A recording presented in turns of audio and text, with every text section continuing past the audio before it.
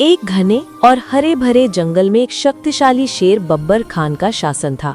बब्बर खान बहुत ताकतवर था, लेकिन समय के साथ साथ उसमें घमंड और आलस्य बढ़ गया था। वो अपने मंत्रियों, खासकर चतुर लोमड़ी चालाकी लोमड़ी और वफादार हाथी मोतीराम को बहुत तुच्छ समझने लगा था। एक दिन बब्बर खान ने जंगल का एक नया और सख्त नियम बना दिया।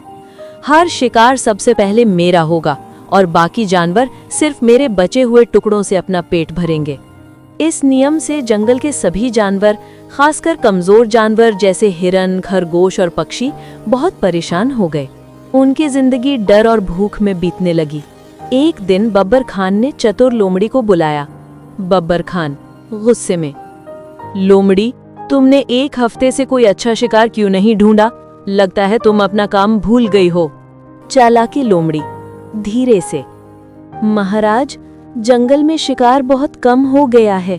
अगर हम सब मिलकर कोई योजना बनाएं तो सबका भला होगा। बब्बर खान जोर से हंसते हुए, बकवास, मैं जंगल का राजा हूँ, मुझे किसी योजना की जरूरत नहीं, मैं अकेला ही काफी हूँ, तुम सब सिर्फ मेरे आदेश मानो। मोतीराम हाथी ने सिर झुका लिया। वो जानता था कि बब्बर खान का घमंड एक दिन उसे बर्बाद कर देगा। दिन बीतते गए और जंगल की हालत और बिगड़ती गई। एक शाम जंगल के किनारे पर सभी छोटे जानवरों ने गुप्त बैठक की। हिरन, हम कब तक डर में जिएंगे? बब्बर खान के इस नए नियम ने हमारी आजादी छीन ली है। खरगोश, लेकिन हम इतने शक्तिशाली शेर का सामना कैसे कर सकते हैं? उसी समय वहां चालाकी लोमड़ी और मोतीराम हाथी पहुंचे।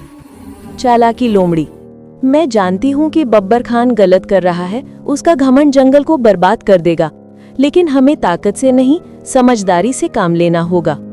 मोतीराम, हमें उसे सबक सिखाना होगा ताकि वो असली राजधर्म को समझ सके। लोमड़ी ने गहरी सांस ली और एक चालाक योजना बनाई।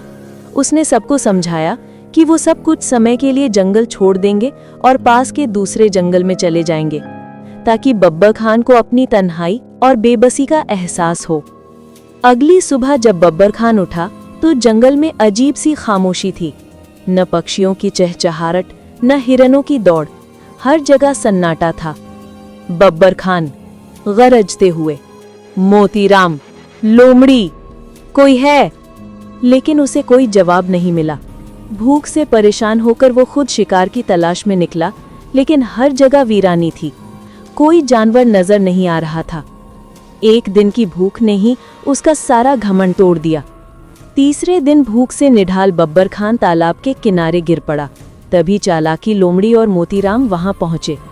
बब्बर खान कमजोर आवाज में, लोमड़ी, तुम सब कहाँ थे? मैं भूख का मर रहा हूँ। महाराज, हम सब यहीं थे, लेकिन आपके नियम की वजह से हमारा पेट खाली था, इसलिए हमें जंगल छोड़ना पड़ा। मोतीराम, महाराज, असली राजा की ताकत सिर्फ उसके पंजों में नहीं होती, बल्कि उसके प्रजाजनों की खुशहाली में होती है। अगर जंगल के जानवर ही दुखी और भूखे हों तो आप किस पर राज करेंगे? बब्बर खान की आंखें खुल गईं। उसने शर्म से सिर झुका लिया। बब्बर खान, लोमड़ी, तुम और मोतीराम सही कहते हो। मेरा घमंड मुझे अंधा कर चुका था।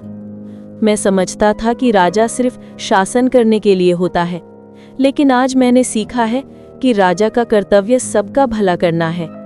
बब्बर खान ने अपना घमंड छोड़ दिया और नया नियम बनाया। जंगल में सबसे पहले कमजोर जानवरों की भूख मिटाई जाएगी, फिर बाकी जानवर खाएंगे। एकता और न्याय ही जंगल का सबसे बड़ा नियम होगा। चालाकी लोमड़ी ने मुस्कुराते हुए सभी जानवरों को वापस बुलाया। जंगल में फिर से खुशियां लौट आईं। अब बब्बर खान एक न्यायप्रिय और समझदार राजा बन चुका था, जिसने ये सीख लिया था कि ताकत का असली अर्थ न्याय और बुद्धि के साथ उसका प्रयोग करना है।